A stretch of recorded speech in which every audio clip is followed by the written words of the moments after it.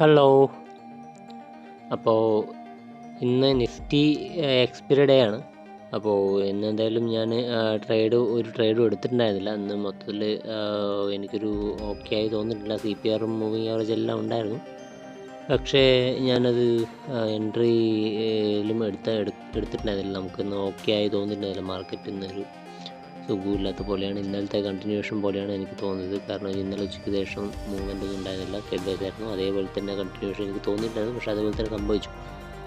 അത്യാവശ്യം മൂവ്മെൻ്റ് ഉണ്ടായിരുന്നു. 100-150 രൂപയുടെ വോളറ്റിലിറ്റി ഉണ്ടായിരുന്നു. പക്ഷേ വലിയൊരു അതായത് രണ്ട് സൈഡിലേക്കും നല്ല രീതിയിൽ പോയിട്ടില്ല. അപ്പോൾ അതുകൊണ്ടാണ് മോർണിംഗ് ചെറിയൊരു അങ്ങോട്ടും ഇങ്ങോട്ടും കളിച്ചെന്നല്ലാതെ വേറൊരു മൂവ്മെൻറ്റും ഉണ്ടായിരുന്നില്ല.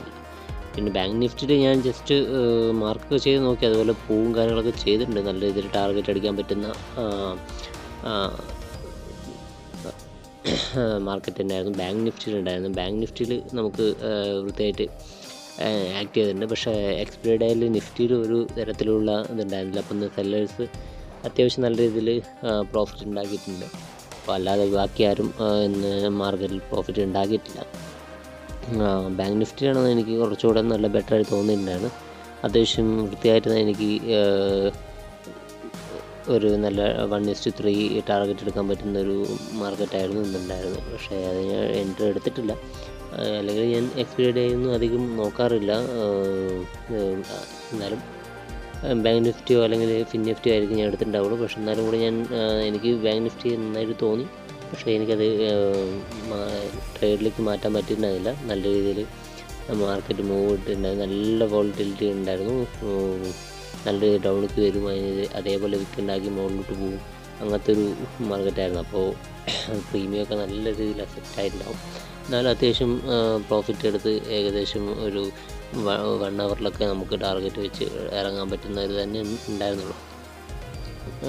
ഇന്നത്തെ മാർക്കറ്റ് കഴിഞ്ഞിരിക്കുക. അപ്പോൾ നമുക്ക് നാളത്തേക്ക് എങ്ങനെയാണെന്ന് വെച്ച് നോക്കിയിട്ട് നമുക്ക് എടുക്കാം. നമ്മുടെ ഓവറോൾ നോക്കുകയാണെങ്കിൽ നമുക്ക് ഇപ്പോഴും പ്രോഫിറ്റ് തന്നെയാണ് നമുക്ക് ട്രേഡ് ഉള്ളത്.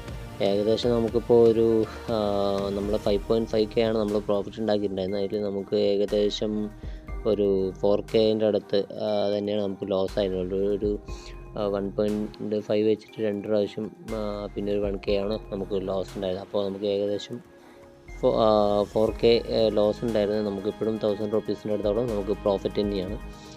അപ്പോൾ നമുക്ക് നമ്മുടെ എങ്ങനെയാണോ പ്ലാൻ അത് കറക്റ്റായിട്ട് പോവുക. നമ്മൾ എപ്പോഴും ചെയ്യുന്ന പോലെ തന്നെ കണ്ടിന്യൂ ചെയ്യാം. ഓവർ ട്രേഡ് എടുക്കാതെ ഇരിക്കുക. നമ്മുടെ മാർക്കറ്റ് വാച്ച് ചെയ്ത് കറക്റ്റ് വരുന്ന ടൈമിൽ മാത്രം നമ്മൾ എന്താണോ പ്ലാൻ ചെയ്തിരിക്കുന്നത് അതിൽ കറക്റ്റായിട്ട് സ്റ്റിക്ക് ചെയ്തിട്ട് അത് പ്ലാൻ എക്സിക്യൂട്ട് ചെയ്യാൻ മാത്രം നോക്കുക. അപ്പോൾ നമുക്ക് ഓരോരോ 5 മിനിറ്റിലും ഓരോരോ ട്രേഡ് എടുക്കാതിരിക്കുക. അതുപോലെ എടുത്തു കഴിഞ്ഞാൽ നമുക്ക് വലിയ നഷ്ടമാണ്. അപ്പോൾ നമ്മളെ എത്ര നമുക്ക് കഷ്ടപ്പെട്ടാലും നമുക്ക് തിരിച്ചു വരാൻ പറ്റില്ല. അപ്പോൾ അതുപോലത്തെ ഒരു പ്രശ്നം ഉണ്ടാവും. അപ്പോൾ നമുക്ക് കറക്റ്റായിട്ട് നമ്മൾ എന്താണോ പ്ലാൻ ചെയ്യുന്നത് അവിടെ നമുക്ക് ട്രേഡ് എടുക്കുക. നമുക്ക് സ്റ്റോപ്പ് ലോസ് വയ്ക്കുക. സ്റ്റോപ്പ് ലോസ് ഹിറ്റ് ആകുമ്പോൾ ഇറങ്ങുക, അത്രേ ഉള്ളൂ.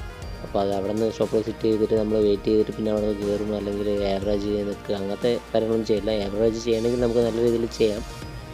അത്യാവശ്യം നല്ല രീതിയിൽ ഫണ്ട് ഉണ്ടെങ്കിലും പിന്നെ കറക്റ്റ് നമുക്ക് മാർക്കറ്റ് കൃത്യമായിട്ട് നമുക്ക് മനസ്സിലാക്കിയ ടൈമിൽ നമുക്ക് ചെയ്യാൻ പറ്റുമായിരിക്കും. പക്ഷേ നമ്മൾ തുടക്കക്കാർ ഒരിക്കലും അത് ചെയ്യാതിരിക്കുക. ആവറേജ് ചെയ്യാതെ നമുക്ക് വൃത്തിയായിട്ട് നമ്മുടെ പ്ലാൻ എത്രയാണോ ഇപ്പോൾ 1000 രൂപ സ്റ്റോപ്പ് ലോസ് വെച്ചിട്ടുണ്ടെങ്കിൽ ആ സ്റ്റോപ്പ് ലോസിൽ ഇറങ്ങുക.